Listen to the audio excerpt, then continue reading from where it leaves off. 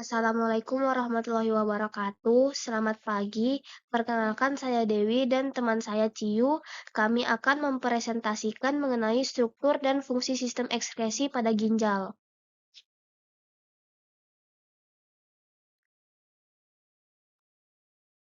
Ginjal adalah salah satu organ ekskresi pada manusia.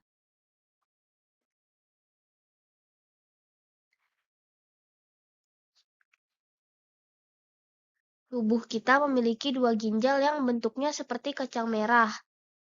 Ginjal ini terletak di bagian kanan dan kiri tulang pinggang di dalam rongga perut.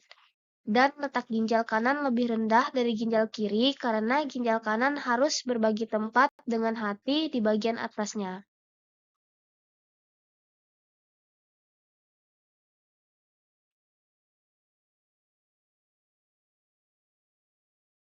Dan seperti inilah posisi ginjal yang terhubung dengan organ lainnya di dalam tubuh. Ginjal terhubung dengan saluran urin atau ureter. Kemudian ada kantong kemih dan saluran akhir atau uretra.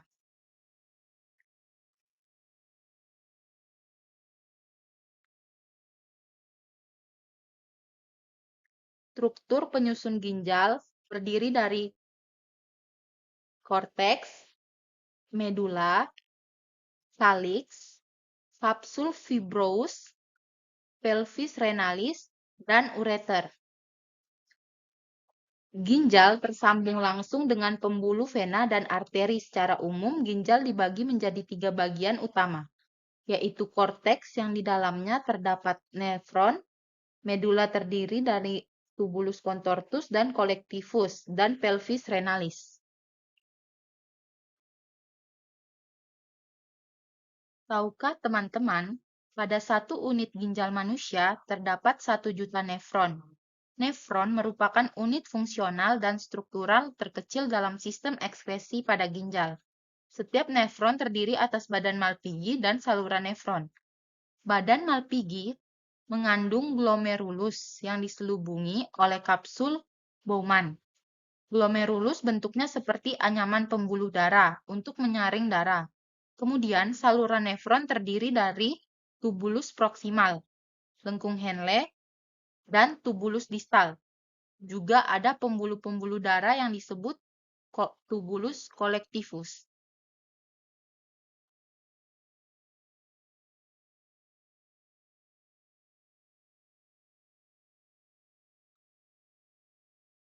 Nah, teman-teman, berikut catatan struktur penyusun nefron. Bisa dicatat atau di-screenshot ya. Fungsi ginjal. Ginjal memiliki beberapa fungsi yaitu 1.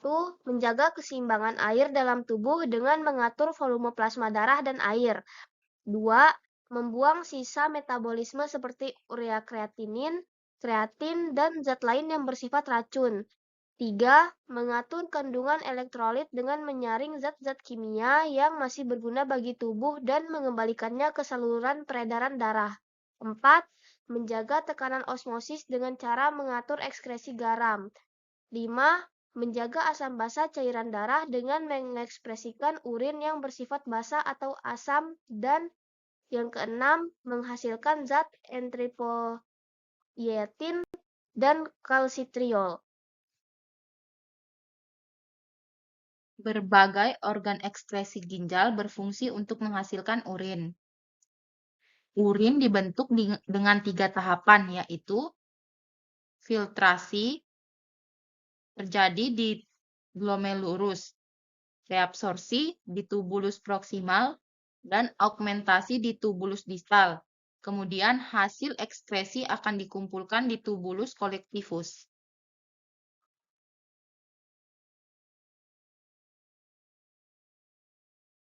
Proses pembentukan urin. Pembentukan urin di ginjal diawali dengan proses penyaringan zat sisa beracun atau filtrasi. Proses ini menghasilkan urin primer yang mengandung glukosa, asam amino, air, dan garam mineral.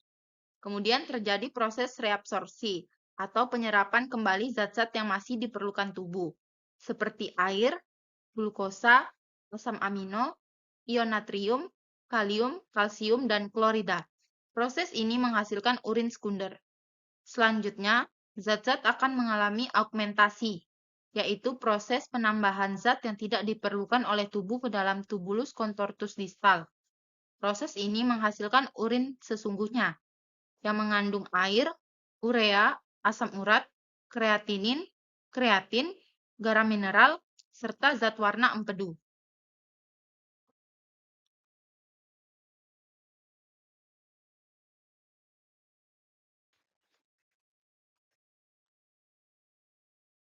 Setelah urin dibentuk, urin akan ditampung sementara di pelvis renalis, kemudian dialirkan ke ureter dan disimpan sementara di kantung kemih.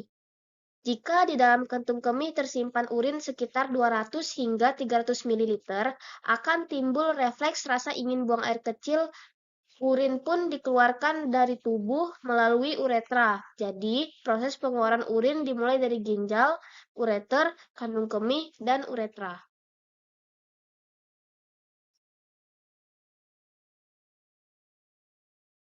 Faktor yang mempengaruhi jumlah urin. Volume urin yang dikeluarkan setiap orang dalam sehari berbeda-beda.